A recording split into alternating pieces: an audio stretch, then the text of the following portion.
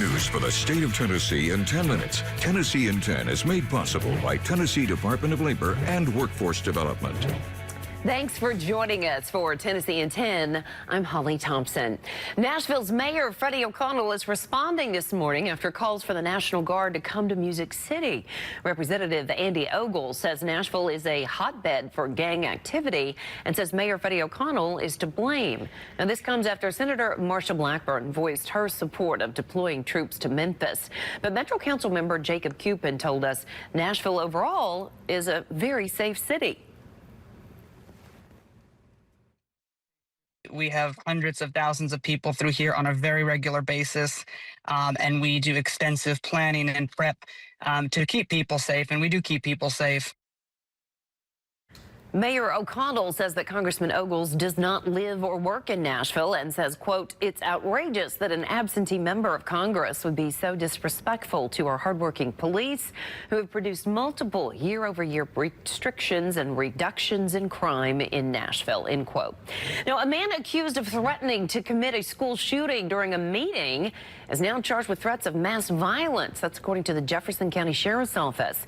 Authorities say 30-year-old Brandon Cole was meeting with Rush-Strong school administrators when that threat was made. I'm Taylor Tucker. Memphis Shelby County Schools confirmed several cases of hand, foot, and mouth disease at Sherwood Elementary. The illness is common for children under 5, but adults can get it as well. Now, a doctor with Le Bonheur said that late summer, early fall is typically when they start to see more of these cases. The doctor says itchiness is the easiest way to tell the rash is hand, foot, and mouth disease. The best way to stop the spread is by washing your hands.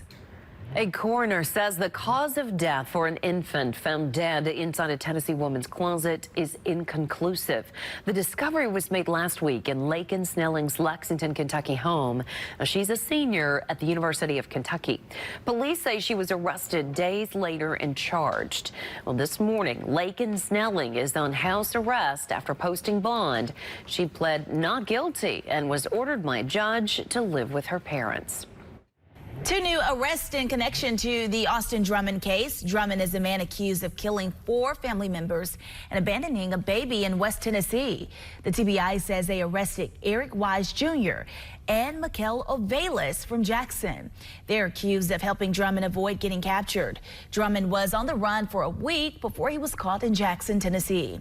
3 others are also facing charges in connection to this case. A Monroe County grand jury has indicted several sheriff's office staffers and 2 nurses.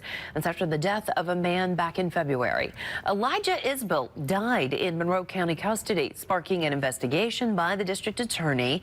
His death was originally ruled a death of natural causes, but was later ruled a homicide. 5 staff members are charged with official misconduct. A member of the jail's nursing staff is indicted for criminally negligent homicide. Another nurse is indicted for filing a false report. Today is the first alert weather day for possible strong storms, and our alerts are expanding. We are now checking in with First Alert meteorologist Stefano DiPietro, who's tracking it all. Hey, Stefano. Hey there, Holly, and that also includes tomorrow evening into tomorrow night as well. But Middle and East Tennessee, that's our main area for severe weather today. Some of us in West Tennessee will not even see a drop of rainfall. 1 out of 5 on the severe scale, so it is a low-end threat overall, but it is something that we don't want to ignore. That window for strong to severe thunderstorms between noon and about 6 o'clock this evening, give or take about an hour. Heavy rain, high wind gusts are the main concerns, and even those are low-end threats, but no hail, no tornado threats to be concerned with as we head through today. Now, tomorrow, and this is tomorrow evening and into the overnight, the entire state is outlooked for strong to isolated severe thunderstorms. It's still a low-end threat, but more of us are going to have to stay weather ready as we head through the evening and overnight hours. 2 different timelines here. We're drying things out this morning, heading into the afternoon. As we get into the middle of our afternoon and this evening, there's those showers and thunderstorms. And like I said, the farther west we are, the more likely we are going to stay dry through today. Rain tapers off this evening and overnight. Most of our Friday is actually going to be dry. There could be some Friday night football games, though, that we have to watch closely for a couple of hit-and-miss thunderstorms that start up in the evening, but it will really be overnight that we get a better line of showers and thunderstorms starting in West Tennessee. That happens around midnight. Middle Tennessee between about 1 and 3 o'clock, or let's say 2 and 4 o'clock in the morning, then moving east into East Tennessee, losing some steam by Saturday morning. Most of this should wrap up by Saturday afternoon and will dry out for the rest of our weekend. Memphis police released the report that details a shooting that injured Judge Mark Norris's law clerk and led to the judge recusing himself from the Tyree Nichols case. The victim told police that 4 strangers broke into his home and that one of the suspects shot him. The 4 then took off in his 2017 Honda Civic.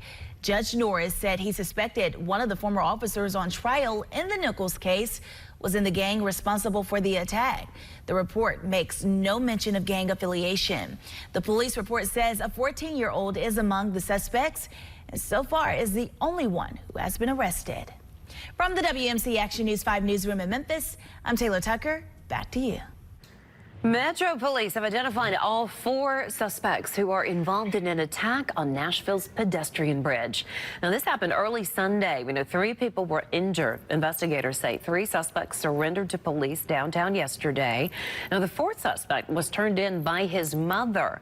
All 4 are facing charges, including aggravated assault.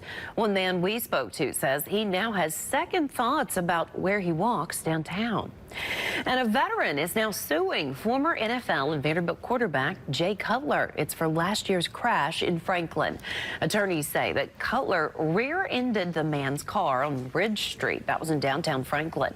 Cutler pleaded guilty last week for driving under the influence. Now, he was sentenced to 4 days in jail, nearly 2 years on probation, and a $350 fine. But lawyers are demanding that Cutler also pay their client for the injuries he suffered in that crash.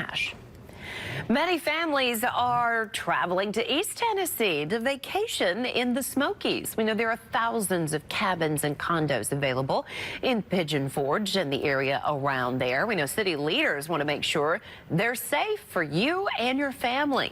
So they are now considering putting inspections in place for short-term rentals, especially with most cabin and condo owners not being local. Everybody who comes to visit here, we will make sure that they're staying in a safe place. And like I said, a lot of these owners don't live here, and they don't know necessarily the nature of after every stay, what the cabin looks like. And it's a good idea to get in there and get it inspected by a professional.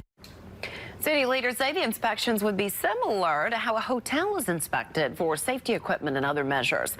Now, the city's looking at how much the inspections would cost and how often they would be performed.